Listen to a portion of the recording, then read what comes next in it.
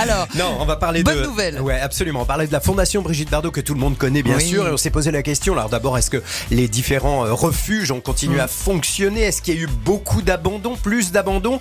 Eh bien, a priori non. Pas, mais vous savez quoi? Il y a eu plus de demandes d'adoption. Bien, oui, vous savez pourquoi? Pourquoi? De chiens pour pouvoir sortir un petit peu dans la journée. Non. Oui, mais c'est un petit peu anecdotique. Non, n'empêche, on va voir que la Fondation Brigitte Bardot, en période de confinement, elle va bien. Tous experts, tous solidaires avec Laurent Petit-Guillaume continue dans un instant sur France Bleu. Moi, je vous dis à demain. À demain. France Bleu. France Bleu, tous experts, 100% solidaires. Laurent Petit-Guillaume. Bienvenue si vous nous rejoignez, les 10h30. Bonjour à tous, c'est France Bleu, 100% solidaire jusqu'à 11h. Et comme chaque jour, on va s'intéresser aux conséquences de cette période extraordinaire que nous vivons depuis des semaines, le confinement, les bouleversements soudains qu'il a fallu gérer au plus vite et qu'il faut toujours faire évoluer d'ailleurs dans tous les secteurs. Tous les secteurs sont touchés. Alors dans un instant, on va découvrir comment la Fondation Brigitte Bardot a surmonté cette épreuve. Alors y a-t-il eu surabondance d'abandon? Quelles sont les situations urgentes qu'il a fallu régler? Peut-on encore adopter un animal en passant par la Fondation? Bien sûr, un animal de compagnie par le biais de la Fondation. Allez, on va en parler dans quelques instants. Profitons-en aussi pour mieux comprendre le rôle de cette fondation et son fonctionnement depuis sa création en 86 par la plus grande star du cinéma, bien sûr, c'est surtout par la plus grande amie des animaux, la Fondation Brigitte Bardot. Hier, aujourd'hui et demain, on en parlera avec Bruno Jacquelin, responsable de la communication de la Fondation Brigitte Bardot. Si vous avez envie de témoigner ou de poser des questions, 0810 055 056, et on parle de tout cela après ABBA, The Winner Take It All sur France Bleu.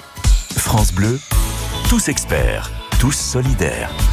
Comment la Fondation Brigitte Bardot, ses refuges, ses pensionnaires, ses salariés, ses bénévoles surmontent-ils cette période de confinement? On va en parler effectivement aujourd'hui jusqu'à 11h et c'est rigolo, on aura même un témoignage très rapidement. Mais nous sommes avec Bruno Jacquelin, responsable de la communication de la Fondation Brigitte Bardot. Bonjour Bruno.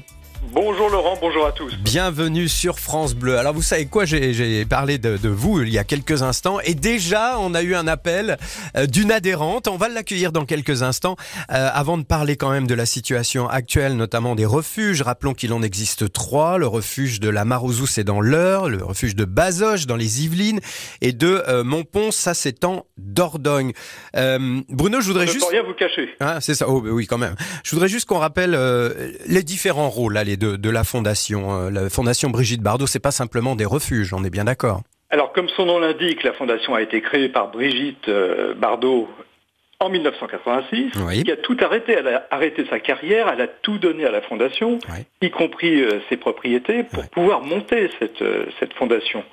Donc, outre les 3 refuges, il y a 120 salariés, 600 bénévoles, et la Fondation est sur tous les fronts, aussi bien pour sensibiliser les plus jeunes, à l'aide d'un site internet, de magazines, etc., mais aussi sur tous les combats emblématiques, la fourrure, et évidemment le combat en faveur des phoques, qui a été le combat historique. Oui. Et pas simplement un combat à base de pétitions. Il y a les pétitions, bien sûr, il y en a de nombreuses, mais il y a aussi des avancées, des combats juridiques, tout ça c'est très au point et depuis des années. Oui, et la Fondation est sur le terrain, elle est en permanence, chaque jour sur le terrain, et avec des sauvetages parfois extraordinaires. On a récemment sauvé une ânesse qui avait pris une balle en pleine tête, donc elle avait un trou béant. Il était très difficile de savoir si on pourrait la maintenir en vie. Et en fin de compte, elle est en vie. On l'a envoyée en Belgique, où elle a été opérée par un vétérinaire assisté d'un chirurgien esthétique pour humains, pour reconstituer le visage de l'ânesse. Incroyable.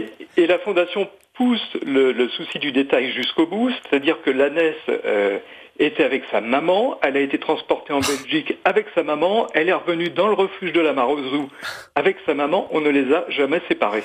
Ah, c'est génial. Écoutez, ça fait partie du quotidien, hein. C'est vraiment du quotidien, mais on peut proche dire des animaux. Oui, aussi. Il y a une éthique fondation, c'est-à-dire qu'à la Fondation, il n'y a pas de box, pas de cage et pas d'euthanasie pour faire de la place à des animaux, de nouveaux arrivants, si vous voulez.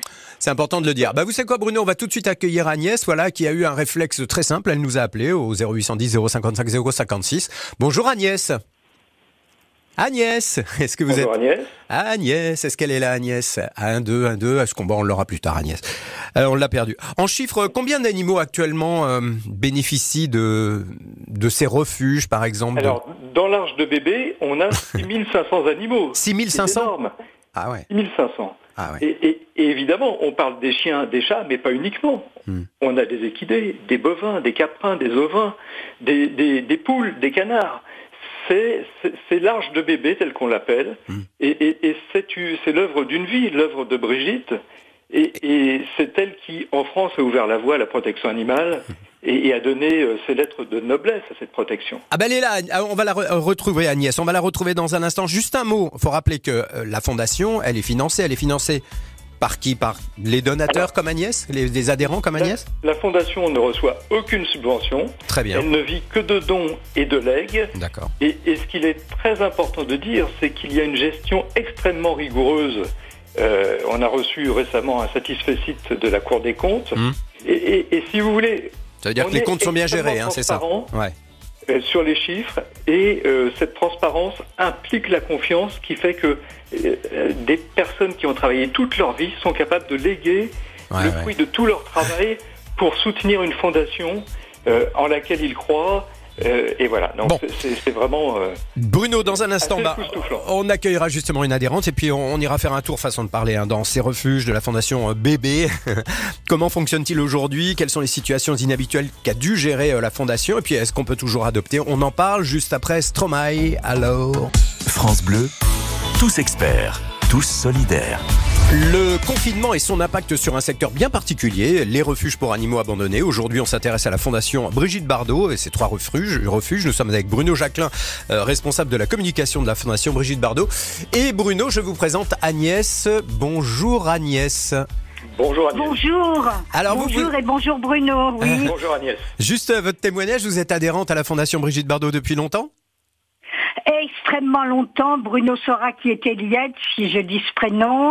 Et il y a plus de 20 ans, écoutez, je souhaitais, en tant qu'adhérente, rendre un grand hommage à Madame Bardot, parce qu'écoutez, j'ai eu l'occasion et le grand bonheur de l'avoir au téléphone, ayant été attaquée gravement à coups de fusil, nourrissant des chats bénévolement, et grâce surtout à la Fondation Bardot, je suis protectrice animale bénévole, je nourris des chats abandonnés dans un parc, et je lui avais écrit, j'écris des poèmes, j'avais fait un poème pour ses 83 ans, et ça m'a énormément touchée, parce que j'ai une grande admiration pour cette grande dame des animaux. Elle m'a téléphoné et donc ils sont la Marozou a essayé de s'occuper des chats, de venir les chercher et j'ai senti que cette femme vraiment rapport à tous les combats qu'elle a fait, la force qu'elle a dû avoir, rapport aussi à son passé, et pour vraiment arriver à quelque chose dans l'amour qu'elle a pour les animaux, et appeler une petite, disons, adhérente qui s'occupe de quelques chats. J'ai trouvé ça magnifique, rapport à ce qu'elle fait dans le monde entier. Cette grande dame, Bruno le sait mieux que moi, les éléphants en Thaïlande, les hôpitaux pour c'est ce qu'il disait tout à l'heure, Bruno. C'est et tout ce qu'elle a tout est pris en charge. Dire pour la maltraitance dans les îles, elle a un courage fou. Si jamais j'ai la chance qu'elle m'écoute, je voudrais lui dire ma gratitude, parce que c'est grâce à elle que je nourris ces malheureux chats depuis des années, l'accueil de tous ces jeunes à la fondation et de tout le monde. Elle a tout dit. Hein. Je voulais vous dire elle a tout dit, Bruno. Hein. Voilà. On n'est plus rien à dire. Merci Agnès, c'est vraiment gentil. Vous n'êtes pas la seule, vous savez, à être adhérente. On l'a dit tout à l'heure avec Bruno. C'est un joli témoignage. Je vous embrasse. Bravo Agnès pour ce que vous faites. Oui, on a 70 000 adhérents. Merci beaucoup Agnès. Et on est dans 70 pays, comme elle l'a justement. C'est ce que j'allais vous dire. C'est ce que j'allais vous dire. Effectivement, c'est un combat, pas seulement en France, que mène Brigitte Bardot. On le sait aussi depuis pas mal d'années. Juste un mot, Bruno, comment ont fonctionné et fonctionnent encore les refuges actuellement, hein, parce qu'il y a plein d'animaux dans ces 3 refuges. On a la chance d'avoir de grandes superficies et surtout des équipes formidables qui, sous la canicule, par moins 10 degrés, sous la pluie et également en période de Covid-19, sont extrêmement impliqués. Ce qui fait que on a décalé les horaires. Ils arrivent avec des quarts d'heure de différence. Ils mangent à des à des heures différentes. Ils se relaient, ils ne se croisent pas parce que les distances sont largement suffisantes. On a 8 hectares à la Marozou, 21 à Montpont, 4 à Bazoches. Donc voilà, toutes Et dans les bureaux au siège, vous télétravaillez, j'imagine. Alors, dans les bureaux au siège, tout le monde est en télétravail, mais tous les services fonctionnent et tous les animaux du siège, car on en a dans les bureaux qui dorment sur les photocopieuses, par exemple, des chats, eh bien, tous ont été pris en famille d'accueil par les salariés à qui on doit aussi tirer un coup de chapeau. Oui, parce que on peut aider la Fondation en devenant donateur, on a eu un exemple à l'instant, on peut s'engager en signant les pétitions, on peut devenir bénévole, on peut devenir famille d'accueil et on peut adopter. Alors comment ça se passe avec la Fondation Brigitte Bardot et ses refuges? Réponse dans un instant. Et puis bien évidemment, nous restons avec Bruno Jacquelin, responsable de la communication de la Fondation Brigitte Bardot. Je rappelle le site internet si vous êtes pressé, fondationbrigitteBardot.fr, et il y a une page Facebook formidable, mise à jour très régulièrement. Juste après Jimmy Somerville, on parle d'adoption. You make me. France Bleu. France Bleu, tous experts, tous solidaires. Comment adopter un animal de compagnie en passant par la Fondation Brigitte Bardot aujourd'hui? Et puis peut-être demain, ça changera évidemment. Le déconfinement est à l'horizon, lointain, mais à l'horizon quand même. Bruno Jacquelin, responsable de la communication de la Fondation Brigitte Bardot, est avec nous.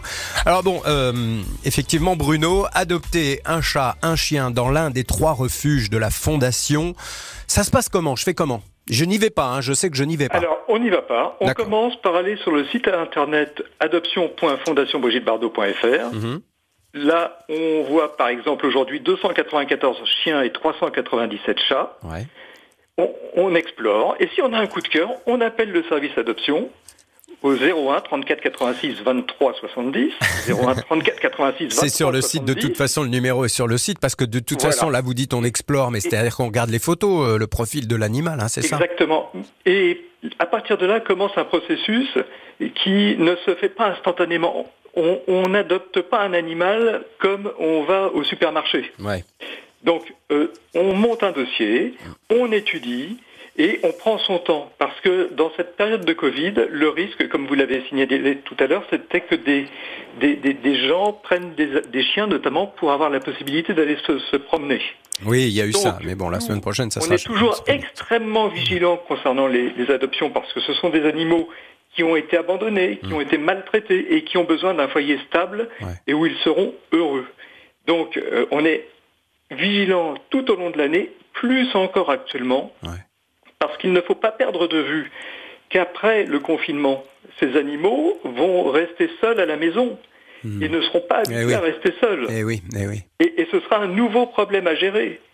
Mais il y a un suivi, il y a un suivi quand même, vous faites un suivi, vous prenez des nouvelles. C'est pour ça que, évidemment, il y a un suivi post-adoption constant, la première année avec 3 ou 4 visites de nos enquêteurs, et ensuite une fois par an.